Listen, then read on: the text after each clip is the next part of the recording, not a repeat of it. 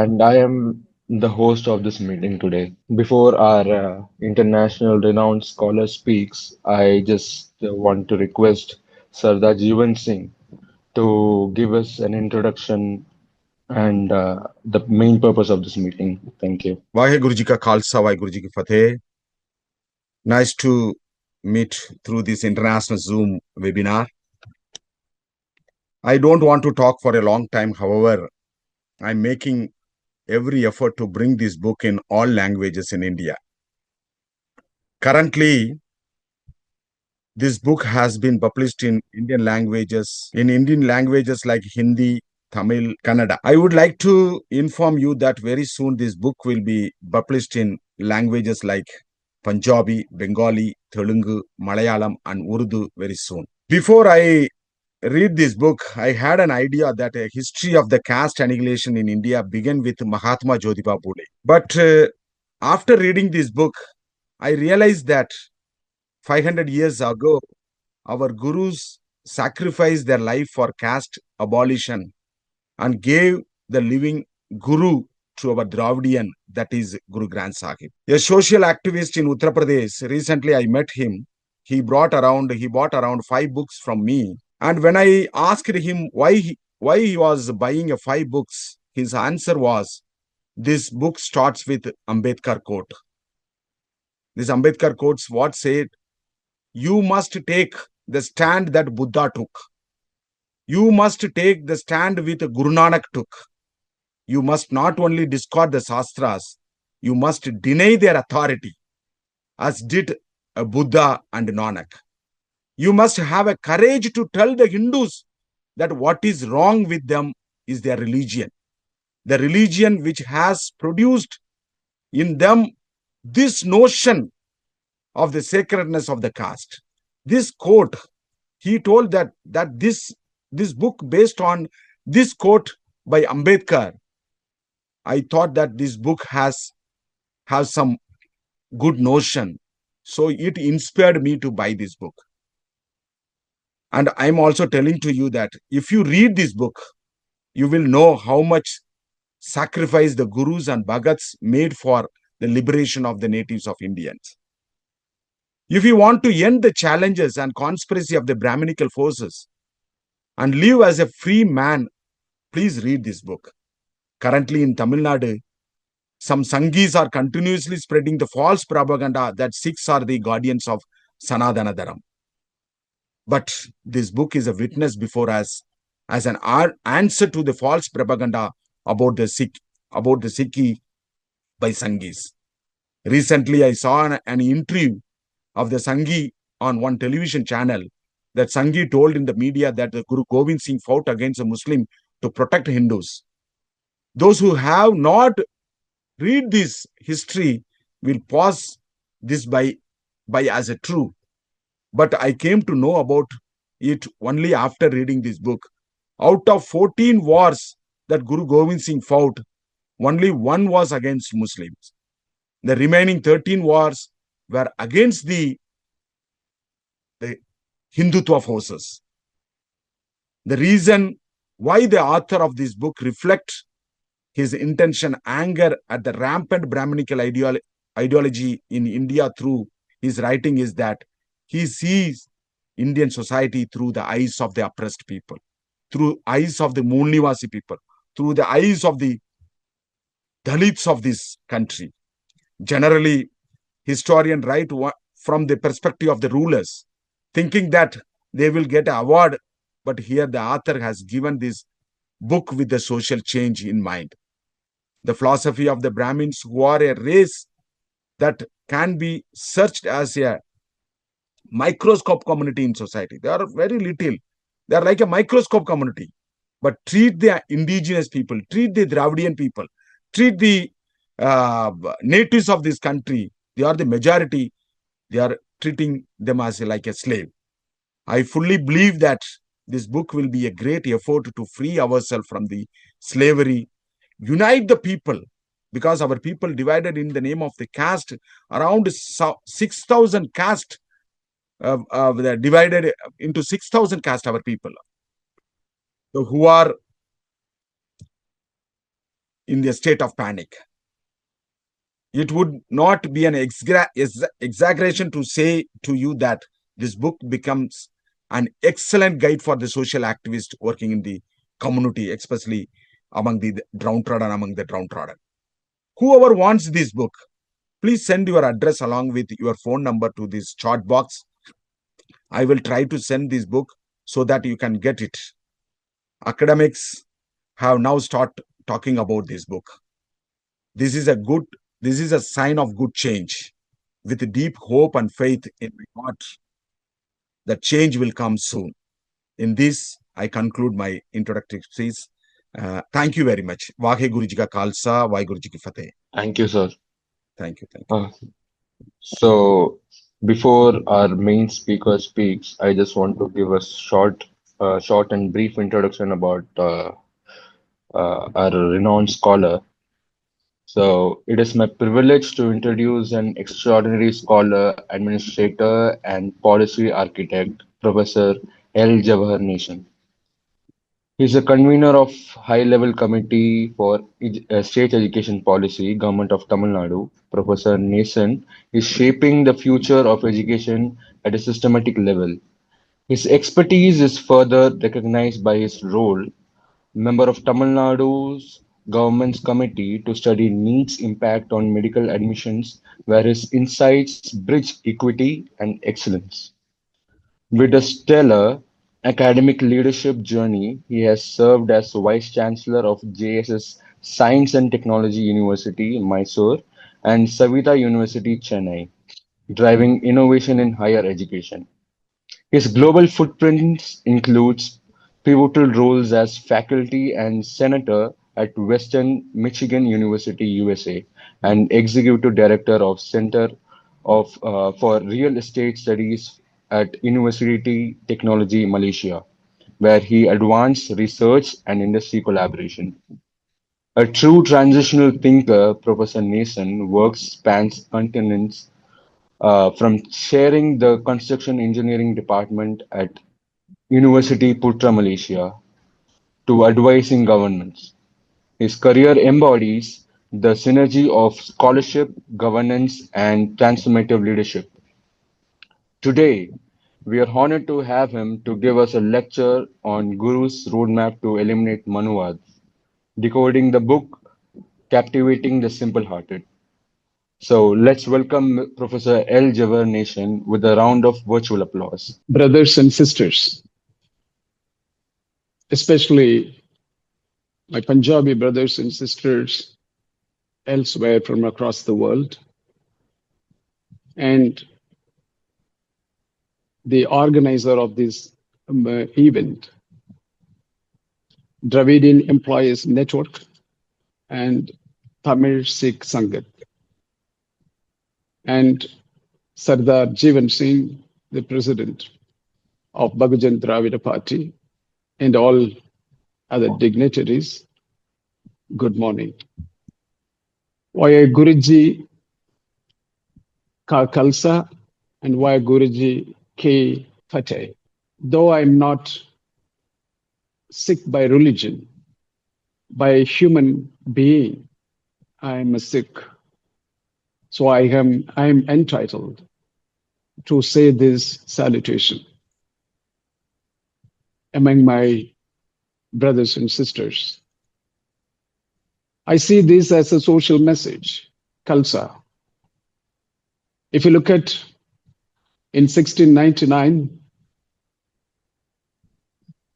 when the 10th Guru established Khalsa, it was a long history, which was a witness for the humankind that there was a struggle for about 500 years.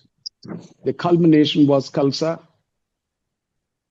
wherein there is no role for superstition, there is no role for rituals, there is no role for oppressions, suppressions, and there is only one thing, that is to love each other, live together with all equal status. And it is the purpose of Khalsa is to just defend the downtrodden, the poor, and the most suppressed and oppressed. Isn't it a social message? Or is it a social philosophy that the world has witnessed with all institutionalized mechanism and a proper leadership since then 500 years? Now we are witnessing a society in one part of the world, that is in the Indian subcontinent, in Punjab, still the humanity prevails. So the humanity is still in existence in some parts of the world. And one of the prime parts is Punjab. And whereas in my recent visit, I could witness human peace, equality, and human dignity. The human dignity has been in question, has been questioned, has been at risk since last 3 millennia ago. And even today, it is existing in various forms and formats. But the problem is, what is happening here in India is diametrically opposing to what the kind of human crisis happening else across the world. And the human dignity has been in crisis, at risk, and the dignity was denied to the oppressed, the suppressed, and the downtrodden, and the disadvantaged, and the poor, and the lowliest of the lowly, and the lowest of the low. But there were, for the last 200 to 2.5 millennia in India, India has witnessed a series of revolutions, counter-revolutions, cultural revolutions on the basis of the culture, based on values. And the philosophies were trying to captivate the simple-hearted.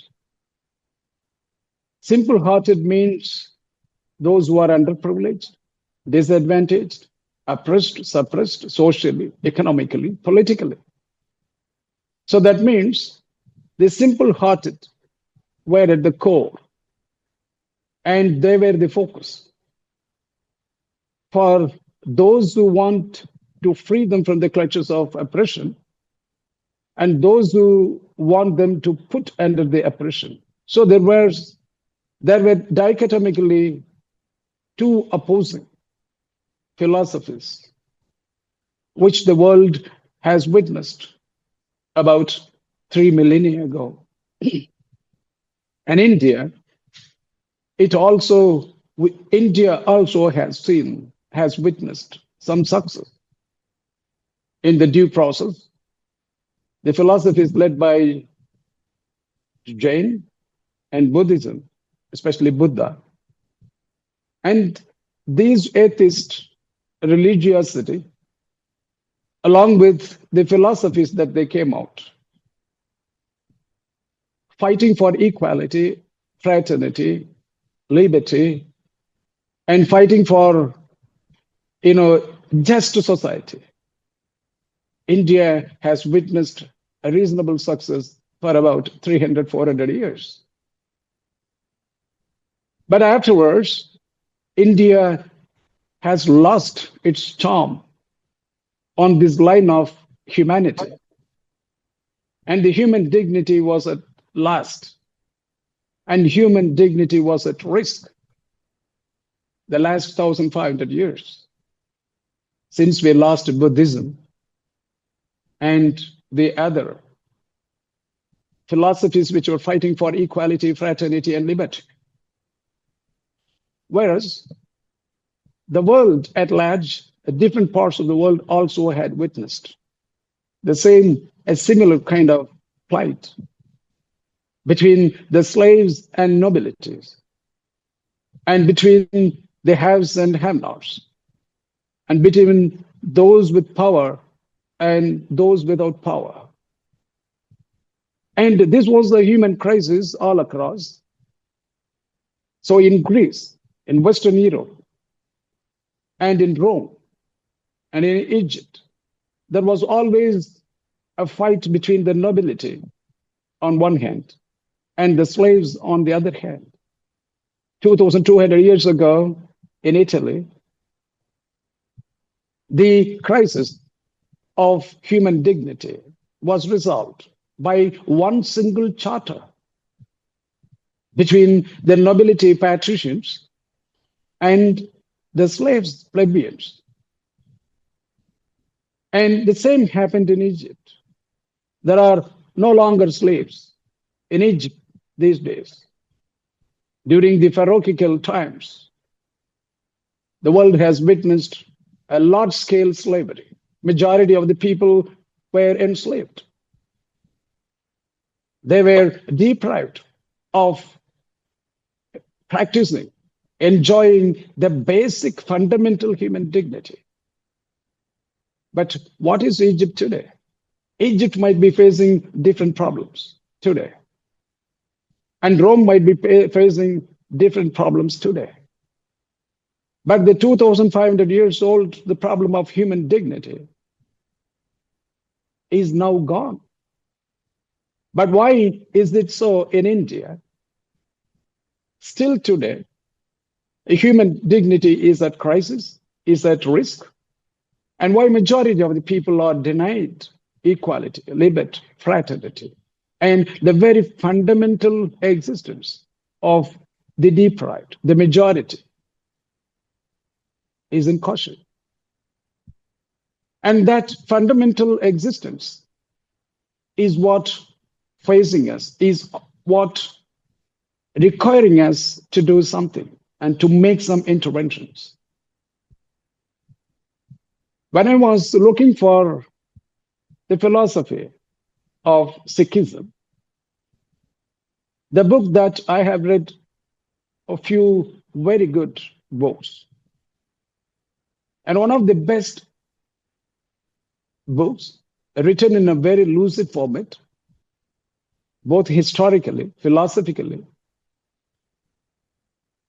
And in that one book, I could notice the complete trajectory of the evolution of the Sikh philosophy. And that is Captivating the Simple-Hearted, written by Peter Frederick and Bhajan Singh Ji. A fantastic book that submits and records both history and philosophy, the human philosophy.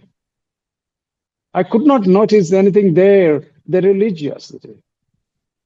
Nothing wrong in practicing religiosity as long as it deserves, as long as it has all fundamental elements of human dignity.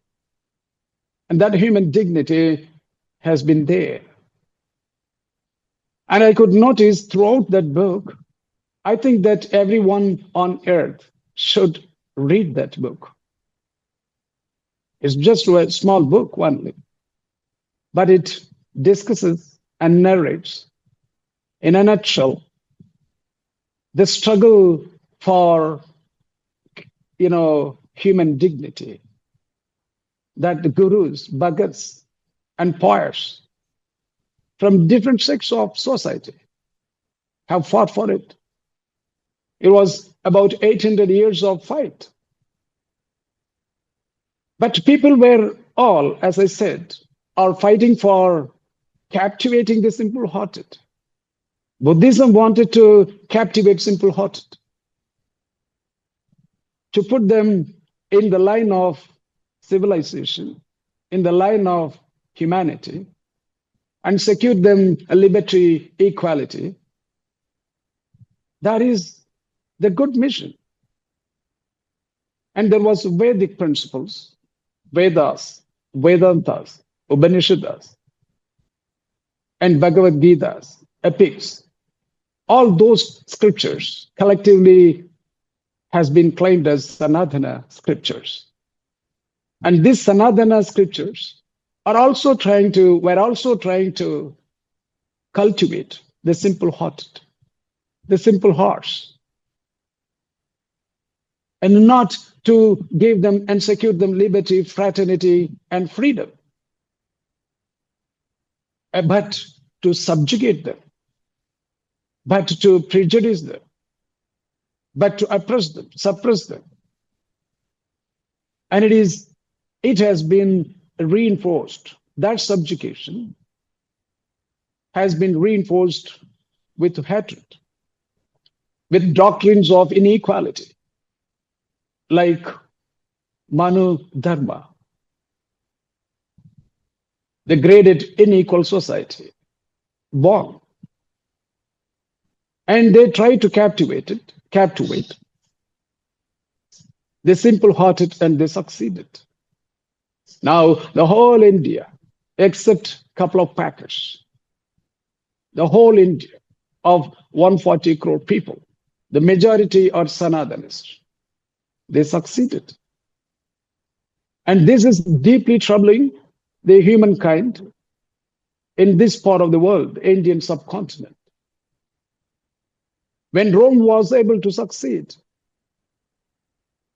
in securing human dignity for the plebeians, why India still today, after 3,000 years, is not able to secure human dignity for the majority Bahujans, for the majority Mulnivasi, for the majority people who are even outcast, considered as outcast, Atichutras.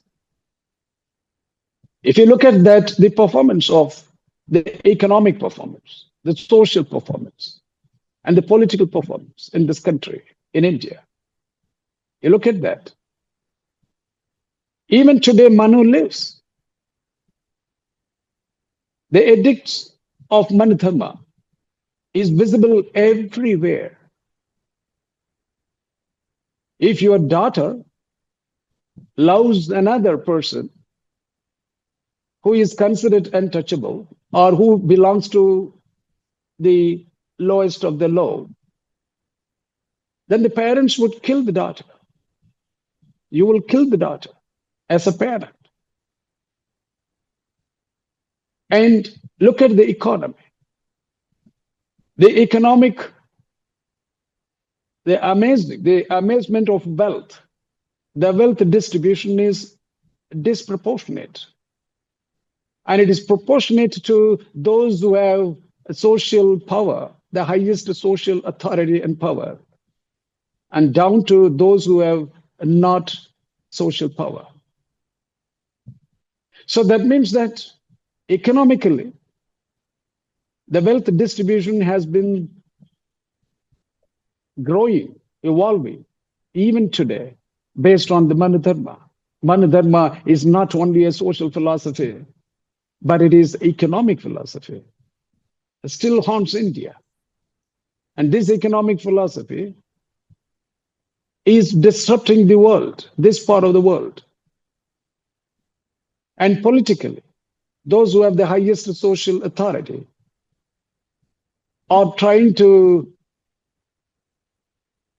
acquire the political power with the specially cultivated society, the community, and they are able to consolidate political power, economic power, and social power. And the foundation upon which these accumulation of powers happened on Manudharma, Vedic principles, and Vedantas, and all other philosophies which already secured the simple-hearted. The simple-hearted were trapped under these doctrines, and this doctrine is a major problem for India. The difference between the Western worlds and other parts of the world, which secured human dignity for its constituent communities and individual members of society is now not happening in India because the doctrine upon which the Indian society has been fabricated in the last 1,500 years is based on inequality and reinforced with sanctity and reinforced with sacredness. And that is the problem of this country. If anyone or any doctrine is driving society based on the principles built upon sacredness and sanctity, then that principle will not go away. The notion of society that these people have cultivated the last 1,500 years, with all inequalities and with all philosophies that put majority Bahujans under suppressions and oppression, is a problem now. And that has been, mandated religiously.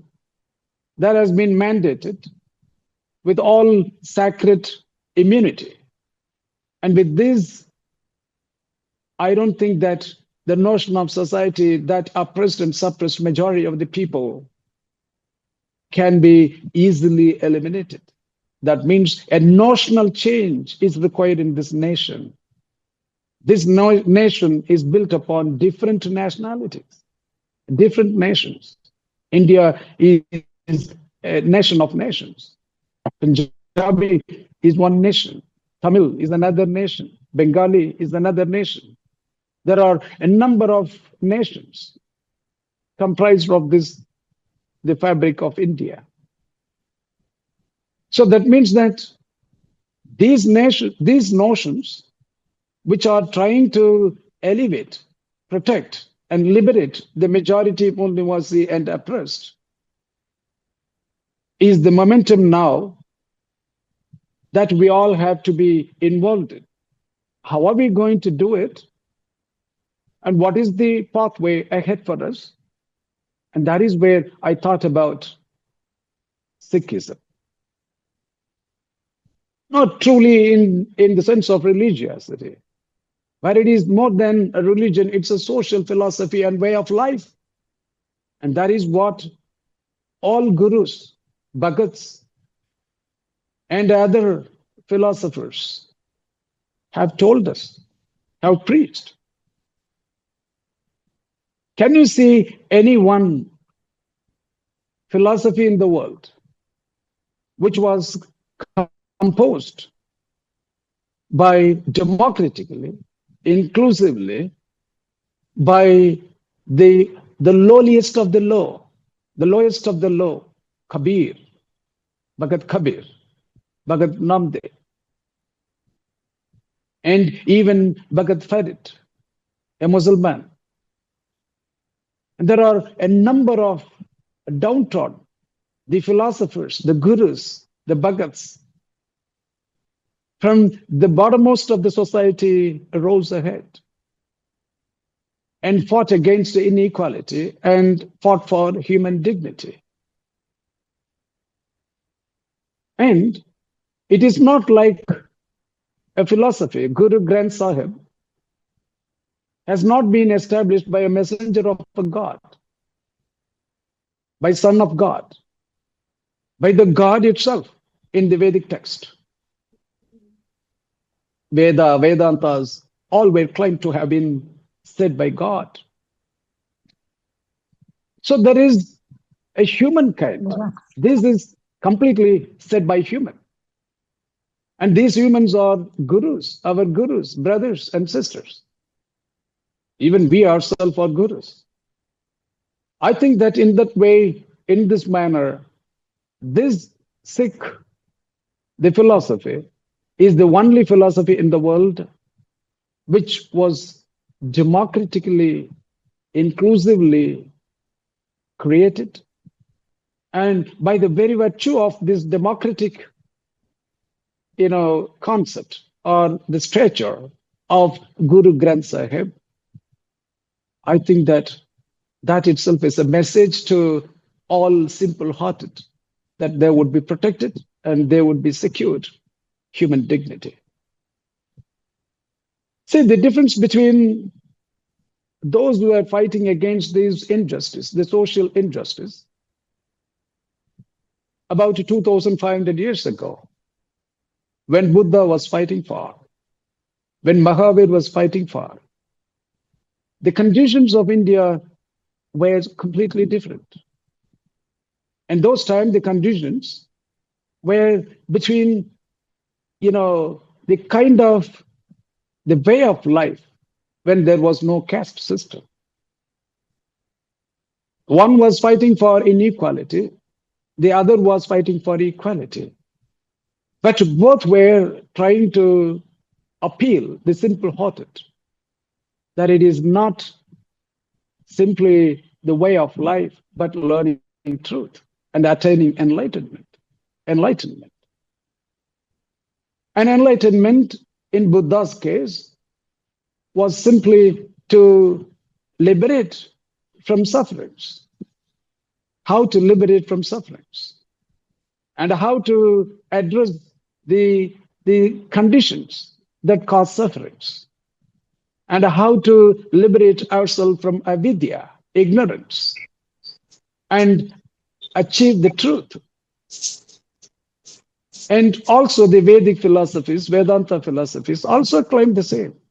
They said that liberation from avidya and achievement of truth and knowing the truth. But the fundamental difference between this is how, on what basis, and on what social system, and on what social structure and practice and life. And this is where both Buddhism and, on the other hand, the Vedic principles differed. But the simple-hearted were captivated by Buddha. But one thing we have to not forget is that without Miri, the Buddha's Piri wouldn't have succeeded. That is why Ashoka, the great emperor, propagated the Piri of Buddhism. So he was able to succeed. Had Ashoka was not taking the lineage of Buddhism, can we imagine Buddhism could have spread across the world? Buddha taught his Piri, but Ashoka did his Miri. But the thing is, the Miri Piri in Buddhism both were separated. That was the problem, because Buddha was not inclined to take Miri part. He limited only with his Piri part. That means his philosophy. But that means somehow something happened, but both of them in different times had aligned, and somehow it reached the people, and the simple-hearted were captivated.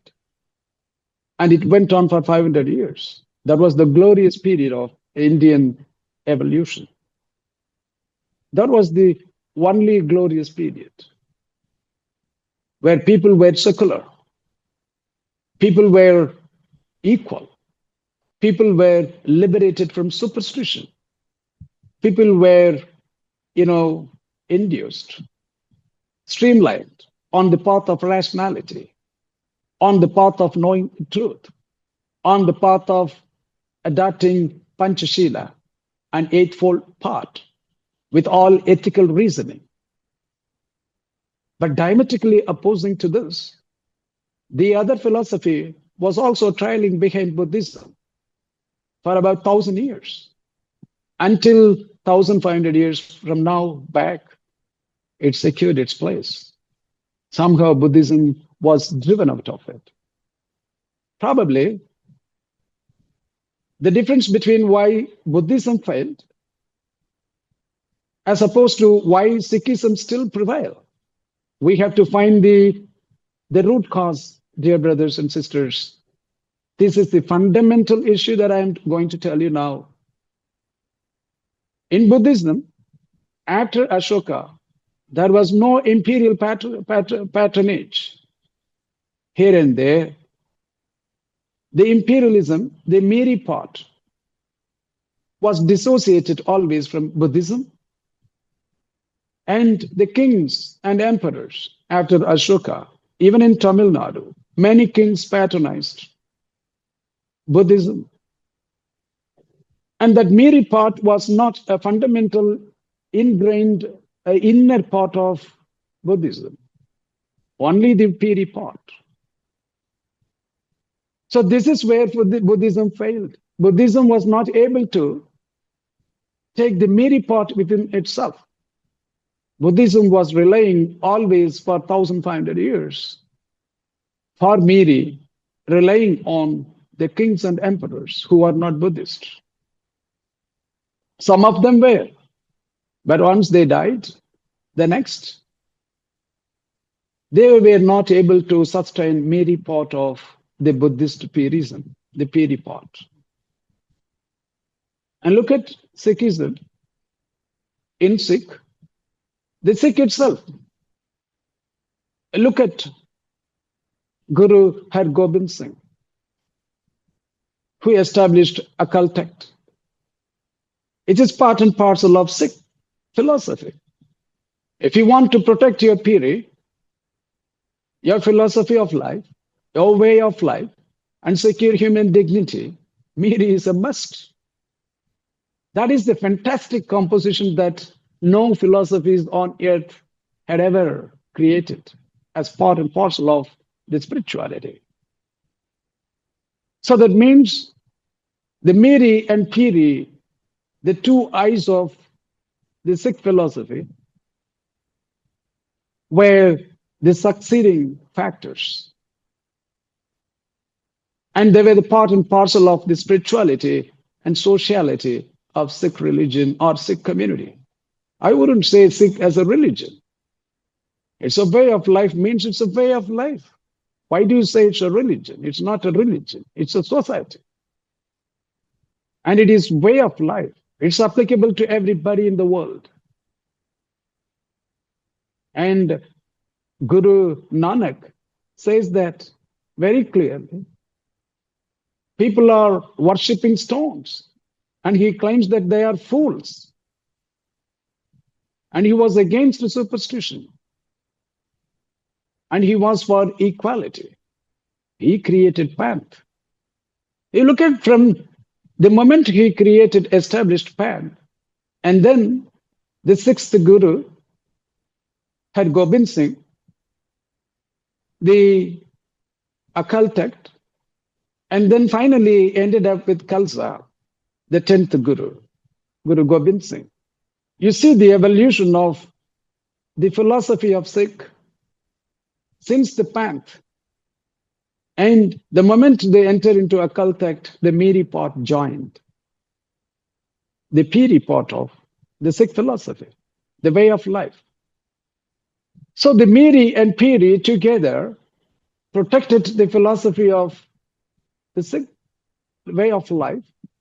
And even today, it is a testimony that still survives and sustains in this part of the world when the world is going crazy.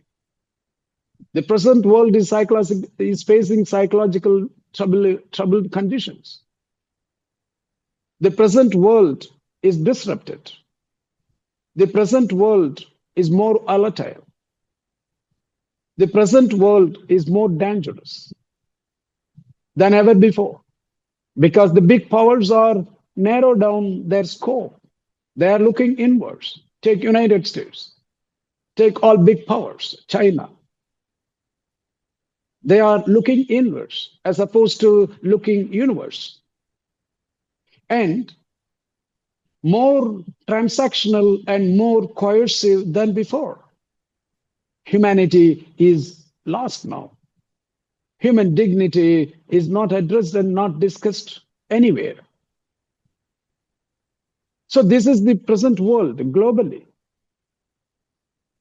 But in India, in addition to this global phenomena, the trend, India is haunted with the inhuman, dehumanizing way of life.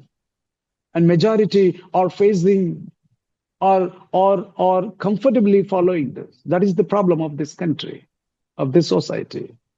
That is why the majority of the people in this country are still facing the wrath of the Vedic principles, ideologies, and Vedantas, and the other thing I would say collectively called the religion Hindu. There was no religion by name Hindu. And it is just only 200, 300 years old story. And that means that I'm not polarizing between Hindu and Sikh religiously, socially only. I'm limiting my discussion only on the social side. That means that there was no religion called Hindu. Even today, you take Tamil Nadu. In Tamil Nadu, people are claiming that we have the followers of Shiva, and they claim Shiva is their own god. And they claim that the Mal, Tirumal, is their god. And that means there are two sects of the religiosity. And these were the Tamils' religiosity, they claim. But I decline, but I reject. I say that Tamils have no religion at all. Even today I'm talking about. They were misled. The simple-hearted were captivated by the Vedas and the so-called the concept of Hinduism. But Tamils 2,500 years ago, till today, they never created any religion. Even the Saivas, the Vaishnavas, which they claim as their religions in Tamil Nadu, are having the basic fundamental principles the same as Vedas and Vedantas. The Vedantas, you look at that, the Agamas, and the principles of the way of the principles of ways of life that they propagate under Agamas in the spirituality, and the Vedantas, the sociality, and the philosophies together, you look at that, both Vedanta, Vedic principles with all superstitions and rituals are the same as the Bhakti Marga we practiced about 1,200, 300 years now in Tamil Nadu. So that means they are one and the same. If they are one and the same, there is no religion in Tamil Nadu even today, because all were borrowed from the Vedic traditions. So that means Tamil Nadu even today doesn't have any religion, but they were called as Hindus. That is the problem, because the simple-hearted were captivated by the oppressing ideologies, by the oppressing, suppressing philosophies. But how to liberate them is my question now.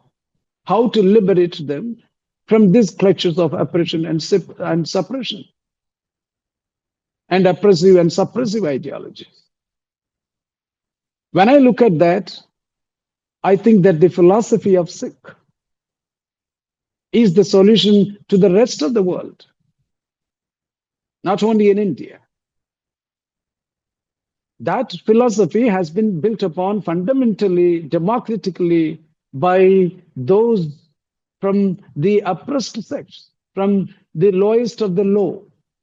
And they preached equality, and they secured all fundamental ingredients required to restore and sustain the philosophy, that is the Miri and Piri. And now we cannot just simply ignore and satisfy ourselves that we are safe with Miri Piri. I think that our Miri pot is fundamentally shattered now, will be facing a great threat in the near future. It's already facing a threat. I mean the Miri part. If you lose the Miri, then the Piri will also be lost. You look at all religions, Christianity, the Jesuit, Rome emperors, they supported. The Miri supported Christianity. Ashoka supported Buddhism, the Miri, and even Islam on swords. They established. Without that sword, as an additional component, Islam wouldn't have succeeded.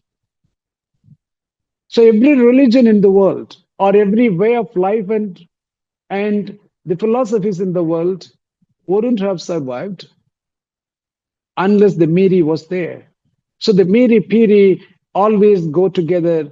Fortunately, this philosophy has Miri and Piri as part and parcel of the philosophy itself. It's not external. The Miri is not external, unlike other religiosities. The Miri is there. So, but there is a fundamental threat to that Miri now today in the form of Hindutva. They already have Vedas, Vedantas, Upanishads, Bhagavad Gitas, preaching inequality. And people are comfortable following that. They are not questioning. We have to liberate them. We have to captivate the simple-hearted on the lines of gurus, bhagats, and all like-minded philosophers. Unless we do that, we are not going to secure our Miri Piri that we enjoy now, at least in Punjab. There is no Miri Piri in Tamil Nadu, not in UP, neither in Gujarat or Bengal. All are my people. Just because I'm Tamilian, I cannot say that I'm different. All are my blood brothers and sisters. We have to liberate them. If you fail to liberate them and spread the mission and the philosophy, all are going to face worst state of life ahead in the future, and conditions in the worst conditions in the future. It will be a disaster for humankind, because 140 crore people is not small. It's going to be a big disaster. So that means we have to just look at what we are into, the conditions that we face, and the conditions are aggravating further, and worsening further and further. That means there must be a socio-political, because Mary Piri, there must be a socio-political awakening. And there must be a socio-political enrollment on the lines of Gurus and Granth Sahib. And unless we reach out the unreached, unless we reach out the oppressed and suppressed, our blood brothers under the other folds, who are suffering the worst state of the human conditions ever in the history, even today, unless we reach out them, we cannot secure our Miri Piri, though we are enjoying a reasonable Miri Piri now today.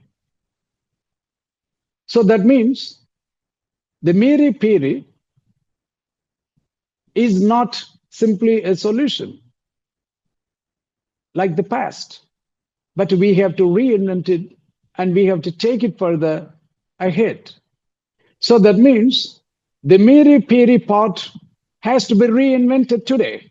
That is the way of life. The Piri, there is no question about it. Farid, Bhagat Farid said very clearly, even 800 years ago, he made it very clear. You love those who hate you. Very clear. You reach them out with good. Those who come out to you with evil. Very clear. And Namdev, all are born equal. And then Bhagat Kabir, in the dwelling of the womb, there is no ancestry. There is no social status. Very clear, very clear. And then Guru Nanak Ji very categorically claimed the game of love. Imagine a person without Miri. At the time, he didn't talk about Miri. He was talking about a way of life only. But he said that to secure love, you have to give your head. Imagine. That is what Guru Gobind Singh, 10th Guruji, did it. He tested 5 people, 5 volunteers. But those 5 volunteers came out. Arjun Singh already, Guru Arjun already gave up his head. And Guru Tej Bahadur gave up his head for love. They did not give up their head for something else, for kingdom, for power. But for love, they gave up their head, as called by Guru Nanak. Imagine the message. You give your life for love. The message is not give your life for wealth, not give your life for narrowed political power, but give your life for love. And it is one of the fantastic philosophies that has all components. It has the power. It has the philosophy, the way of life. It has the cultural facets, all relevant cultural facets. It has all means of life and way of life. I think that is the solution. And that message has to go across. But the Vedas, the Vedantins, and the Vedic people, and with all their Brahmanical tyranny, are reinventing their philosophies with Hindutva. They are also reaching the simple-hearted. They are trying to captivate more simple-hearted than ever before. They have the money. They also have the Miri now. They have the Miri that is called RSS. They have weapons. They have army. They are very much wild. They are dangerous. And that RSS has the Miri part. Their reinvigorated Piri is not Veda now. It is Hindutva. Built upon the Vedantic principles. Built upon Manuwadi principles. And they call it like nationalism. Hindutva is a nationalism. And they want to establish a Hindu Rashtra, Hindu nation. What are we going to do that? When they claim that Hindutva as a concept, if they claim that Hindutva as a religion, it's very much clear we can oppose it. They are also reaching out to Muslims, Christians, Sikhs, with their concept of Hindutva. And they claim that it is a culture. It's a cultural manifestation of the Indian society. That is what they claim. And it is the true culture for Indians. Everybody living in this country, be it Sikh or Islam, Muslim or Christian, you have to practice Hindutva. That is what they claim. And you can now witness how the Hindutva is being promulgated, propagated, practiced, even in villages. There are thousands of villages they have captivated. The simple-hearted in the village were captivated now. So that means the trajectory of that path is consistent, sustaining, and it is dangerous. That means that we, on the other hand, having, the ideology, the philosophy, that is the solution for the rest of the world even today, in today's time. We also have to take our message to reach the simple-hearted, whereas we are not doing. Our service, our reach out is limited only with helping poor, with some subsidies, with some little supports, with some philanthropic, activities. Is it enough? Of course, we have to do it to reach out with some supports and subsidies. But that is not enough. And we have to take the mission ahead. And the Khalsa is an institution. I see this as purely a social institution, Khalsa.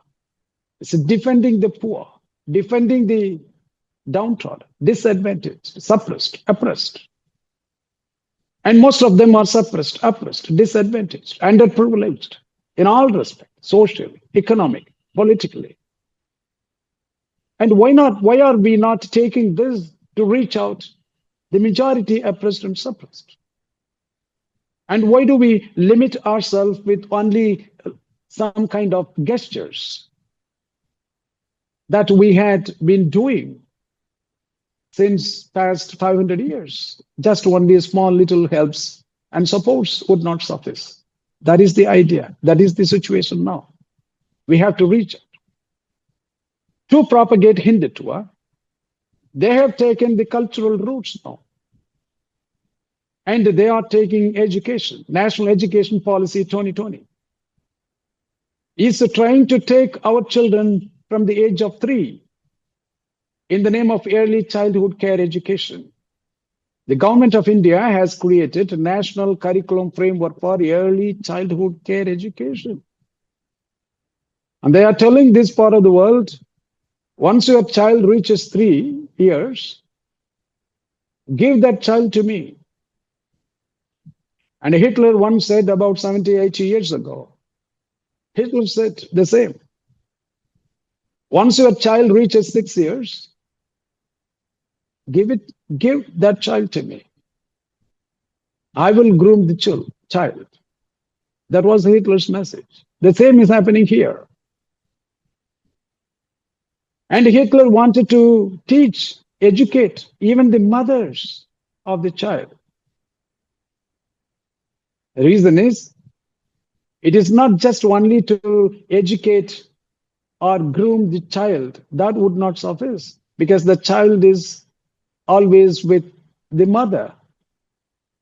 That means both mother and child should be taught, should be brought down in the trap of fascism, Nazism, should be educated on the lines of Nazism. That is what Hitler did. Now, under the pretext of National Education Policy 2020, it is already underway. Punjab is following it without knowing what it is. And all states are following. Tamil Nadu is opposing. But almost half of National Education Policy 2020, Tamil Nadu is also applying now. We are all agitating against it. When the issue of 3 language came out just recently, and when Punjabi language was eliminated, was removed from the list, then the Punjab state revolted. But is it just limited to only language? I'm talking about the fundamental question. I'm talking about the fundamental question of the basic existence of our people, the way of life that we have been practicing, and the way of life that we are looking for in the 21st century are being denied. So that means it is more than that. When the opponent is coming with the concept of Hindutva, and in the name of education, because they cannot penetrate, they cannot reach out, the simple-hearted, simply with their own means and networks of RSS and other tributaries. But they are in power. The Miri is there. Their Piri is Hindutva. And with all these combined force, they are trying to reach through education because they can reach out the newborn. Another 17 years, if they succeeded, Indian society would no longer have a society called the Sikh. Miri Piri of Sikh will be lost. I'm quite sure. Because if you give your children at the age of 3, what are they going to be taught? Panchakosha, Nishkama Karma, based on the pramanas of Darshana Satra and Pramana Shastras laid out in Vedantas. These are the means by which our children are going to be taught. Look at national curriculum framework for school education. It's very clearly written there. And there is no Miri Piri of Sikh there. Our way of life and our philosophies are not there in the national curriculum frameworks for higher education, school education, and childhood education. And they are going to train 15 lakh teachers in the near future, in the next 2 years, on Nishkama Karma, Panchakosha for child development. In Panchakosha, the 5th kosha is Anandamaya Kosha. Anandamaya Kosha is liberation, achieving bliss, reaching out God, not in the way you want to reach out to God, but the way they want to reach out to God as laid out in Vedantas and Upanishads. Are we prepared to submit our children to this trap? If it goes like this, then we will be losing the wonderful way of life that you have been practicing. This is the major problem facing Indian subcontinent. In addition to the global disasters and the conditions that we are exposed to in recent times in terms of science, technologies, modern science, modern technologies, and new patterns of consumerization, and the new world order, and the new supply chain mechanisms, and too much monopolization in all spheres of human life and human conditions globally taking place. We are psychologically troubled. This is another dimension that we have to look at.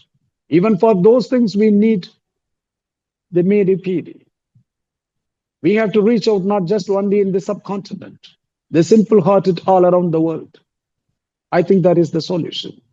I'm talking socially, philosophically, not religiously. Because we shall not ask, because it is a way of life, we are not asking them to convert to Sikhism. But we are just appealing to our Christian brothers, to our Muslim brothers, to our brothers who are not following any cult or religion all over the world. They all must follow this path of liberation. And that is where I think that we are now. We are at the verge of fighting for the cause. If we lose now, I think that we will lose the momentum, and we will lose our life and our fundamental existence in the 21st century. This is the problem. So that means they are trying to reach out the simple-hearted through cultural institutions like RSS, through education, using their Miri, and using the subject matters of learning, the contents of learning, and also in research, the subject matters of research everywhere. Vedic science, Vedic maths. And where is Khalsa there? Are we allowed to read Khalsa there? Are we allowed to read our 2,500 years old traditions in Tamil Nadu? Are we allowed to follow TUTICORIN? Are we allowed to follow our time literature, which were fundamentally meant for human life, the way and equality, liberty, and freedom. We are not. This is the problem. I think that we have to forge an alliance. We have to forge an alliance among our brothers and sisters, reach out across the sects, religions, and cults, across, and cross the barriers, break the barriers, reach out all parts of our subcontinent, and across all sects and religions, all walks of life. And we have to tell that there is a solution here for the 21st century. And that solution is this way of life that our forefathers, our ancient gurus who created for us, and the Guru Nanak reached out to almost all parts of the world, to Middle East, to Sri Lanka, to Burma, everywhere. So that means now we have to reach out. We have to reach out.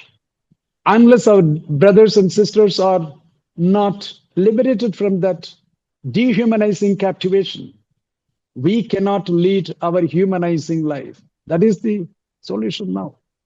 If we allow them to go ahead more and more with more and more dehumanizing, and if we allow them to deface the human dignity that they are entitled to, we will also face the dehumanization. We will also face losing our human dignity. We may be better off now, but not in the near future until the rest of the 21st century. This is the problem that we face, dear brothers and sisters. The message is very clear to us. We are not taking swords because our forefathers, Bhagat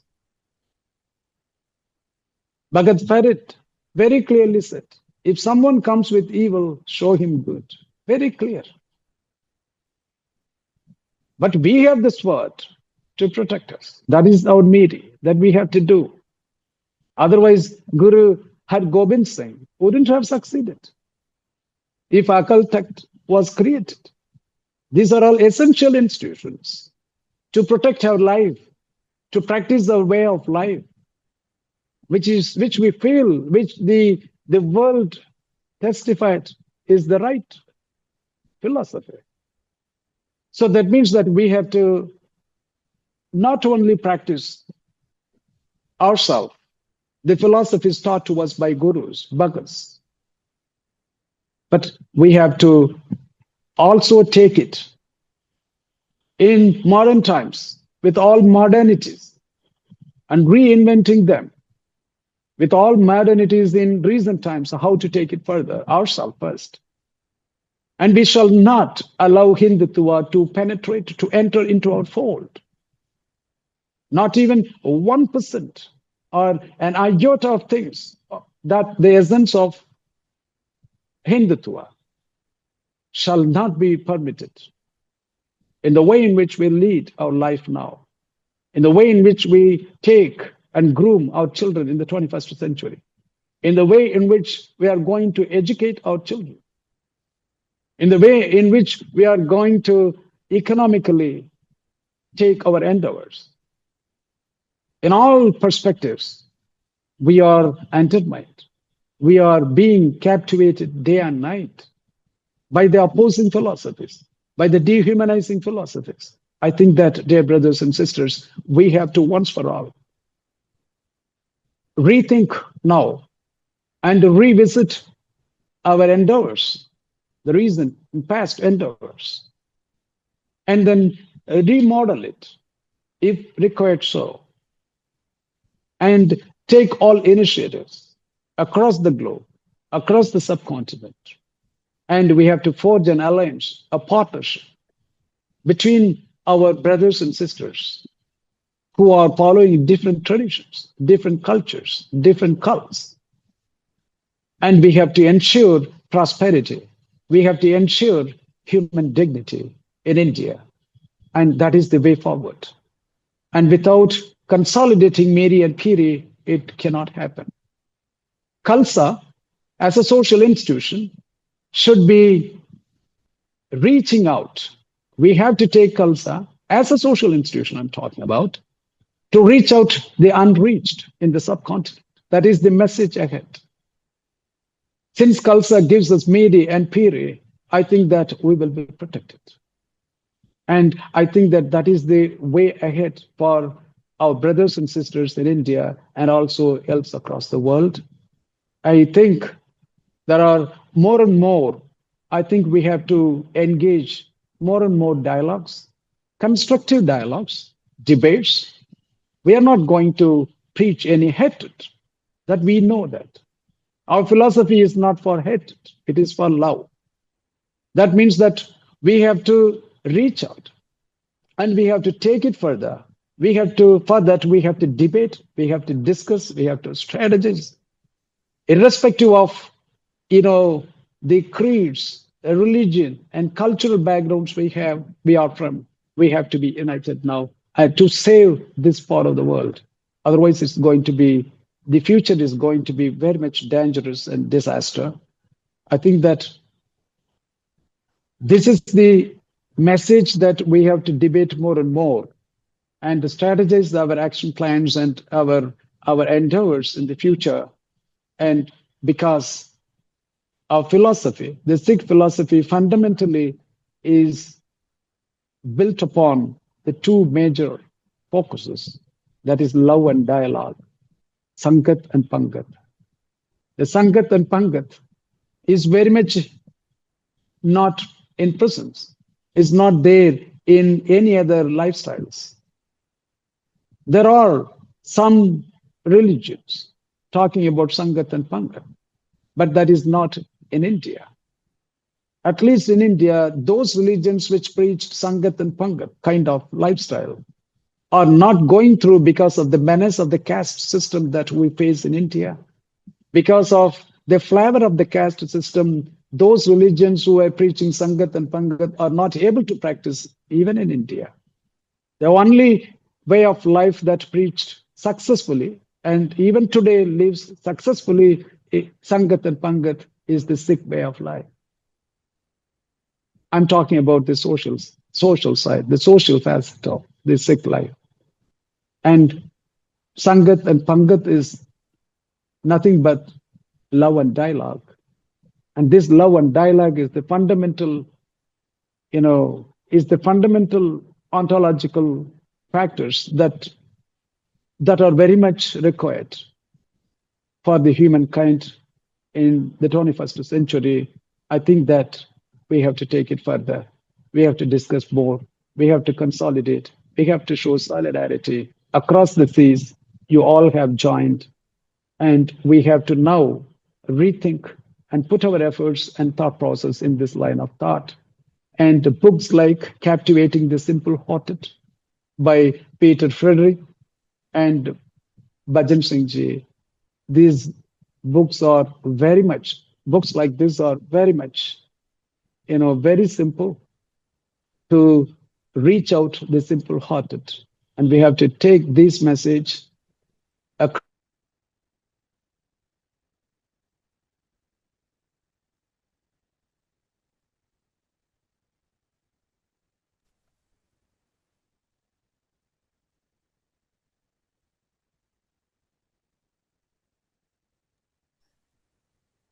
our head down and commit for it. I think that success lies ahead. Thank you very much.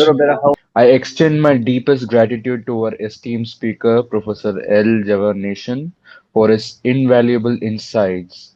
Her expertise and visions have not only enlightened us, but also inspired actionable ideas for social transformation and the achievement of truth. Thank you so much, sir.